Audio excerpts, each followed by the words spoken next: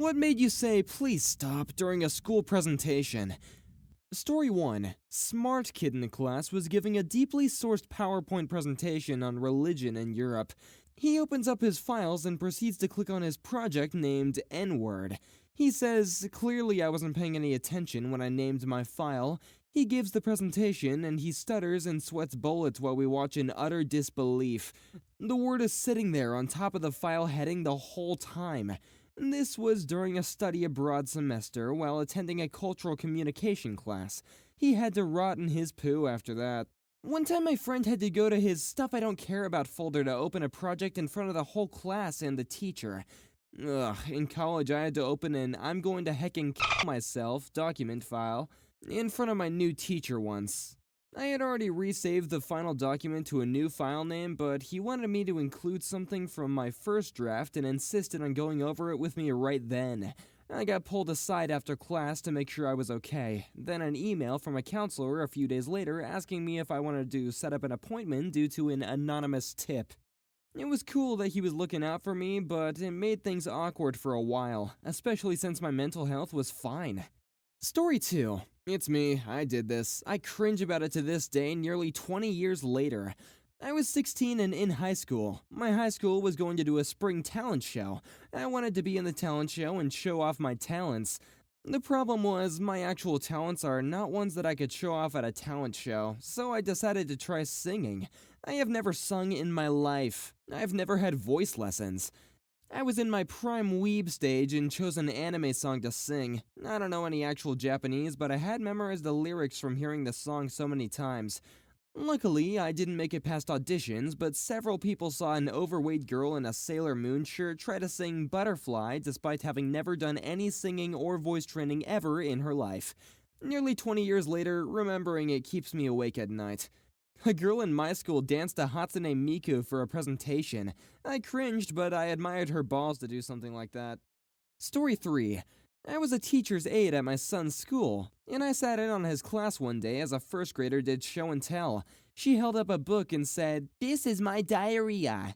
Half the class looked confused and the other half looked intrigued. She continued to mix up diary with diarrhea for several more sentences as the teacher and I were silently crying with hysteria. If just one kid had laughed, we would have jumped in, but everyone listened with respect and applauded her at the end, so we moved on. Story 4. We were to make a film retelling the story of Hamlet. It was supposed to be 5 minutes, but being the creative nutcases we were, we made a 22-minute film complete with a commercial break that made fun of prior books we had to read. Ophelia was a Jersey Shore whore who refused to take her Prozac. Polonius was a perverted Greek philosopher, and Hamlet was a depressed emo. Sword fights were video game based with Mortal Kombat themes. We presented it to the class and we were cut off after 5 minutes. We received an A-. This sounds like my group. We had to do a project on Romeo and Juliet, so we submitted a half-hour film that we created. It was titled CSI Verona, so you can probably imagine what occurred. Story 5. We had this senior talent show that a few male students could sign up for. No idea why it was only guys or how the few people even got nominated for it, and all they had to do was their act. Some sang, some danced, and some put on a funny skit. Possibilities were endless. Well, each year, someone who'd never got told that they weren't good at singing would end up on stage. One time this guy did the evolution of boy band songs and it was just below average singing for, no joke, 15 minutes straight. Bonus skit that I'm glad I didn't stop because it was hilarious. One guy did a wrestling skit with different movie characters and my friend was the announcer. When Indiana Jones got into the ring, my friend announced, "It's the BDSM bad boy himself!" And that somehow slipped by all the school staff members and made it onto the DVDs that the school sold. Another friend of mine sang Disney princess songs while wearing a Sonic hat and got second place. And at least 3 girls gave him their number. If you can sing Disney princess songs while wearing a Sonic hat while being confident, you better believe the girls are gonna swoon. Story 6. When I was a 9th grade student, we had to present the poems that we made in English class. Most people wrote about embracing their culture, loving their friends, etc. Then there was that one kid who recited a lifestyle poem which compared fat people to beached whales and said that people who don't work out will die before they're 20. In grade 8, my English teacher asked us to do a presentation in the form of propaganda. The examples she used included Hitler's campaign to brainwash Germans into thinking Jews were bad. So naturally, my group thought that propaganda equals bad, and we made a presentation asking people to join a movement to ban obesity and obese people. We didn't actually hate obese people, in fact, I was overweight at the time, and we just thought that the point of the assignment was to be proactive and brainwash the students with hatred. Our teacher asked us to stop the presentation and said we were being ostracized. My project partner pointed out that she literally showed us Hitler propaganda as an example, but the teacher said regardless, our project was not appropriate for school. So we redid the project, and this time our propaganda involved asking people to join a book club. Our English teacher was elated. I was revisiting my old school assignments, and apparently I wrote an essay for that same teacher. But this time it was advanced placement English, and guess what? It was about the same topic! But it was in a much nastier tone. The teacher wanted it in the style of A Modest Proposal by Jonathan Swift, which, if you don't know, is a satirical essay proposing that we eat children of poor families to alleviate poverty. So my proposal was how to solve junk food addicts racking up healthcare costs. My solution was to force addicts to go into rehab, and rehab was the local landfill. They would live at the landfill and eat the garbage. The analogy was that junk food equals garbage. I think I actually got very high marks on this essay. I wonder if my teacher remembered the obesity propaganda I did 5 years earlier, but I truly believe this essay was a lot nastier, yet my teacher was okay with it. Story 7. High school junior English class. An easy 6 or 7 years ago, so the details are fuzzy, but we had weeks to prepare a presentation alongside an informative essay that we wrote. Our school time became like a 3 to 4 week of full-on 5-day, 50-minute classes for this essay, presentation, and the actual presenting. This kid in the class decided to write about the problems of procrastination. For the essay, it was a few sentences, and something like, I procrastinated and this was the result, nothing is done, etc. The presentation, a few slides, all white with the default text and sizes, and it was something along the lines of, I have nothing prepared because my topic is procrastination. The teacher was disturbingly unimpressed, and the kid threw such a fit about failing the major project, seriously, it was a heavy portion of the class, that he transferred out of the class. Story 8. We were supposed to have Arnold Schwarzenegger come to our school sometime around 1999 or 2000. Principal was hyping it up for weeks, and then about 4 days before his arrival, it was announced on Friday that he wasn't coming. Fast forward to Monday during the morning announcements, and it's announced that he's changed his mind and is coming to our school as planned. Come Tuesday morning, everyone is excited, and we were all amped to meet the Terminator. A handful of parents even came in with VHS copies of his movies, posters, etc. We're all going to the gym/auditorium and taking our seats. The principal takes the stage and takes the moment to make some announcements, award honor roll, perfect attendance, etc. Finally, she starts hyping up Arnold Schwarzenegger. Everyone is excited and on edge when she basically says, "Here's Arnie." It's the vice principal in a leather jacket holding a shotgun, not a toy one either, and spends 30 to 40 minutes trying to hype us up for the Florida Comprehensive Assessment Test, all the while doing the absolute worst impression of Arnold Schwarzenegger I have ever heard. Once we realized Arnold wasn't there, people started shouting and screaming at the principals for lying to us, alongside some of the parents who came to this. I do hope someone had the footage of this meltdown when a bunch of K-5 kids shouting and screaming at the principal because Arnold didn't come to our school, because I clearly remember 2 to 3 people having camcorders. Arnold was scheduled but canceled last minute on not only my school but my cousin's who he was supposed to go to on Wednesday. Instead, he only went to one school in my city. The principals apologized the next day, and the vice principal changed schools the following school year. I have absolutely no idea why he thought bringing a shotgun was a good idea, and I think he was attempting to look the part, which, considering his massive gut, really didn't help. Story 9. It was my sophomore year of English class, and this kid was reading his essay in front of the whole class and started to stumble over some of his words. The teacher recognized some of the words and found the essay the kid plagiarized and started helping him read it. The kid didn't understand what was happening and just thanked the teacher and kept on reading. I watched this kid in his last year of high school start his presentation with, I might screw up while presenting this because I plagiarized the whole thing last night and barely practice. The professor didn't hear what the students said, but just acted like they did and gave a smile and thumbs up, signaling that the student could begin presenting. The whole class heard it, but everyone was just too shocked and curious to see if he would actually be able to pull it off. I'm pretty sure he did. Ballsy move, Jason. Ballsy move. Story 10. Two come to mind. We were in a rural public school in Kansas. The speaker comes to talk to us before prom. Very clear that it's an abstinence-only speaker. Talked about our diamond zones, the crotch area for men, and the whole torso from the crotch to neck for women, and how we shouldn't let people touch us in our diamond zones because that's where our secret treasure is. A wickedly smart student in my physics class was giving a presentation on event horizons. It was actually really interesting, definitely knew his stuff. Then, in the last third of the presentation, he starts talking about how time dilations around event horizons can actually explain why fossils are carbon dated wrong, and that it can help us prove that the dates in the Bible actually line up with science. It was actually somewhat entertaining just to see how quickly he went off the rails. Story 11. Not a literal presentation, really, but we had an assembly in high school where the students that helped plan homecoming would announce the nominations for the homecoming court. It always had a cute little theme and a short little skit involved. Well, at one point, the audio that they were using for the cue for the skit failed. They just kind of paused for technical difficulties, but this one girl from the planning committee started singing a random Disney song in a cappella while improvising a dance to go along with it.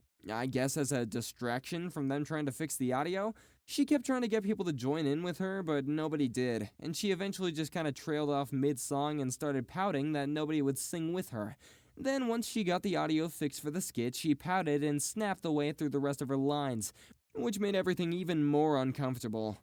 The other famous one was when a girl in our class running for student government referenced a hashtag that she was trying to make popular during her campaign speech to the whole school. The hashtag was something catchy about her having a big ass. There was a genuine collective yikes from the crowd when she said it. I don't think she got elected. I studied and went to school for computer security. In an introduction to computer security course, we had to do a project on social engineering. A student decided for his project he was going to find a way to gain access to a chosen website. He found a small local business website, identified that the domain was registered to an email from a local ISP, called the ISP to reset the password, and they asked him for the last 4 digits of his social security number, so he hung up. He found the phone number of the business, and so he called them and pretended to be from the ISP, offering 3 months of free if the person did a 5-question survey. They accepted and answered some BS questions. Then he asked for the last 4 digits of the guy's SSN, which they gave no problem. He then called the ISP with the last 4 and got on to reset the password of the email account. He then logged into the email and used it to get the computer registrar into sending a password reset to the email, which he used to reset the password of the domain account and deleted the email. He recorded all phone calls and screenshotted the whole process. As he presented all these, we kept expecting him to say, "But that would be illegal, so I didn't do X," but he went all the way. The professor finally stopped him after he said he logged into the domain registrar and told him to destroy everything and never speak of it again. I think the professor was a bit nicer than he could have been, potentially to the point of an accomplice. Wow, nothing like committing digital crimes to pass a class. Story 12. In Speech 101 in college, we had to pick a children's book and voice act each character. That was it. That was the entire assignment. Well, one student decided to take it to the next level. He chose a Berenstein Bear book and decided not only to do the voice acting for every single one of the characters, but also act it out. It was physically uncomfortable to watch this guy scramble around the room and pretend to be a bear and other animals.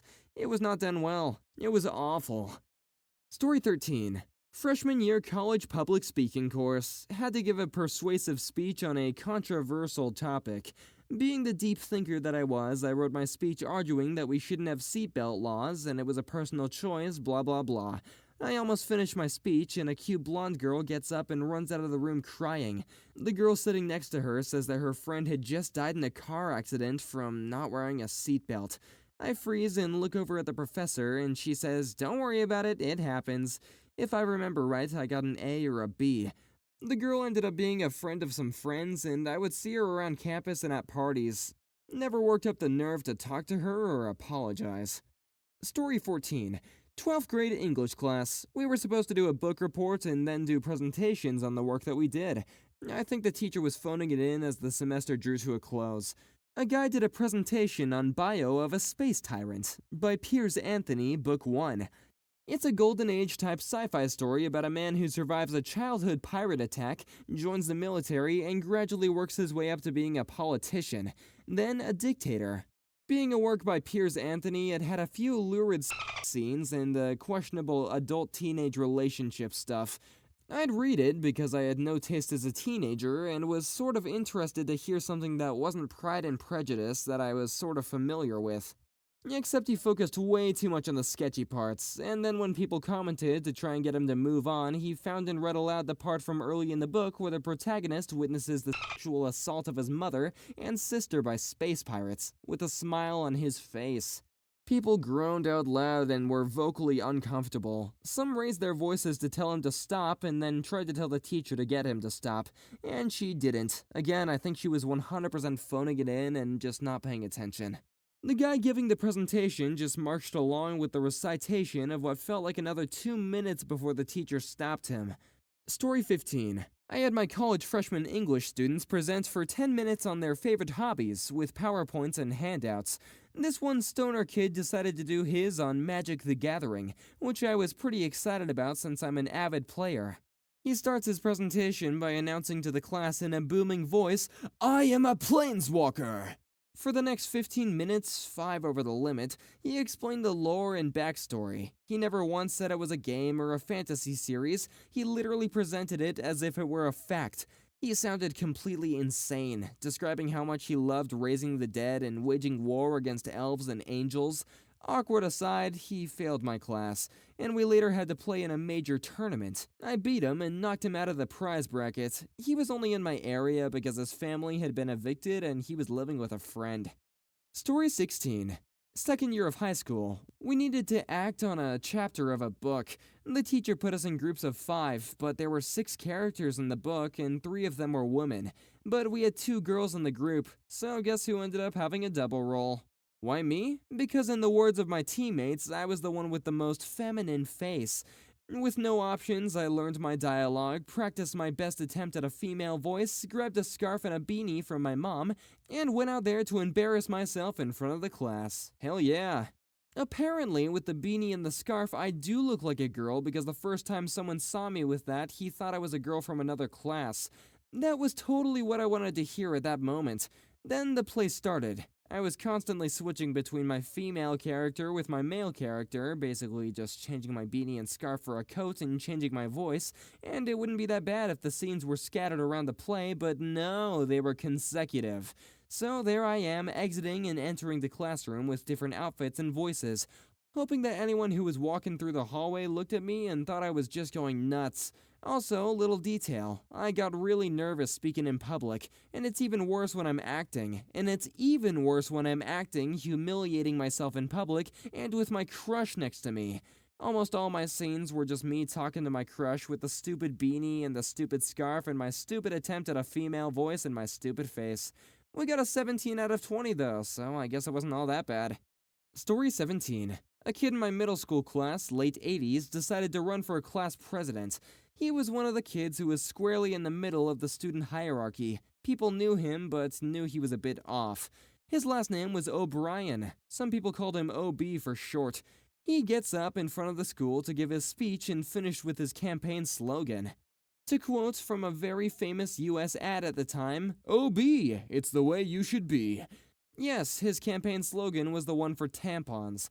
The rounds of ironic applause only fueled his fervor, and he started to become more and more hyped up with the crowd, encouraging people to start chanting the slogan. Ugh. Story 18. College communications class. Had to choose a topic that was considered controversial and attempt to change viewpoints, etc. Some dudes chose women in the military. Had valid points for active duty combat such as weight, carrying capacity, etc. It all went downhill when he brought up menstrual cycles and hormones. Every single woman in that class was staring daggers as he rambled with little evidence, anecdotal or otherwise, how a woman could be incapacitated in the field from cramps, blood loss, or other hormonal mood changes impacting morale. as well as complications with having to add menstrual supplies to a pack. Like, dude, if a woman was struggling that much with her monthly either from pain management, anemia, or moodiness, she would just discuss treatment with her doctor. Like, all periods aren't universal waterfall hellscapes. Story 19. I was the one who was told to stop. My 11th grade teacher had us debate a topic with a partner. One partner would support a topic and the other would be against it. I didn't really care about it, but my friend and I chose censorship, and he opposed censorship, so I had to argue that censorship was a good thing. Even though I didn't care about the class, I do care about getting a good grade. While it was a pain to gather information, I was able to compile and gather a lot of evidence for it. The day of the debate came, and my friend thought it would be an easy win for him. He didn't realize that I would have some really strong evidence about the topic, and he flustered a lot.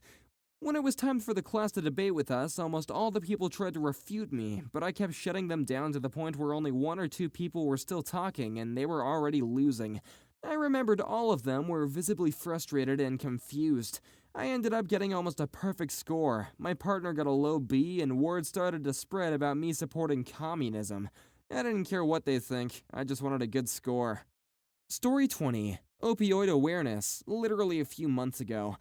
Started with them blasting the entirety of the Disturbed cover of The Sound of Silence, while a slideshow of images containing sad stock images with the waterfall all over, random shots of really dark nighttime photos, and tons of poorly photoshopped drug images trudged on ever so slowly. Then two women told us the harrowing stories of how their sons died of an opioid overdose. Incredibly emotional, several people cried. A real downer, basically. Then a DEA agent comes up and tries to act like a bad cop. He calls us, an assembly of high school students, grades 9 through 12, freaking morons, and the principal was not pleased. He is then followed by a nurse who was there to tell us that the physical effects of opioid addiction and withdrawals and all that, and she did talk about that, but the whole time she was running around practically screaming jokes and doing over-the-top gags trying to be the comic relief. In an opioid assembly, where two women shared their stories about how their children died. What the hell was she doing being that loud and crazy? Everyone came out of the whole thing with a general attitude of, yeah, screw opioids, but also screw that whole presentation.